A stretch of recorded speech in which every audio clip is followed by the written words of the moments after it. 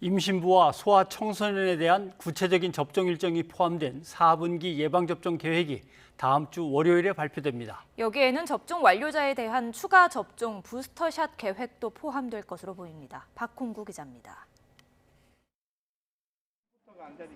만 12살에서 17살 사이 소아청소년 276만 명에 대한 접종 계획이 오는 27일 발표됩니다.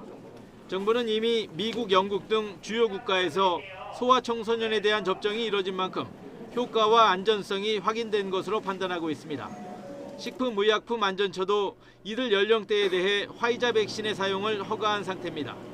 다만 12살에서 15살까지는 안전성이 우려된다며 좀 더 신중하게 판단해야 한다는 의견도 있습니다.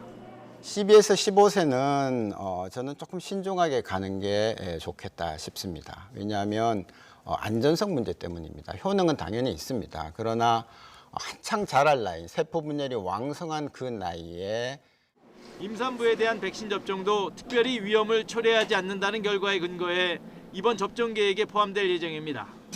부스터샷 접종 계획도 발표되는데 접종 완료 후 6개월이 지난 감염 취약계층이 주요 대상입니다.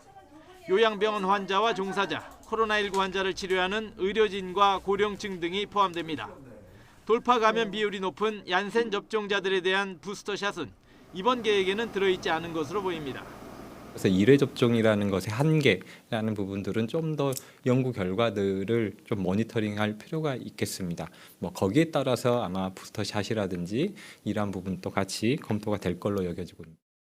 방역 당국은 또 접종 완료자가 변이 바이러스 확진자와 밀접 접촉한 경우 증상이 없다면 자가격리를 면제해 주기로 했습니다. 수동 감시만 받으면 되기 때문에 접종 혜택을 주는 셈입니다.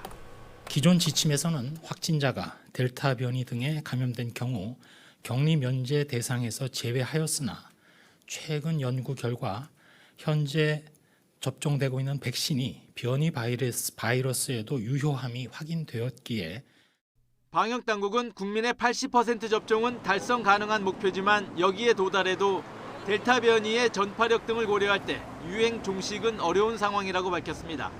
다만 70% 정도 접종 완료가 이루어지면 그때 가서 단계적 일상 회복을 논의할 수 있을 것이라고 설명했습니다. YTN 박홍구입니다.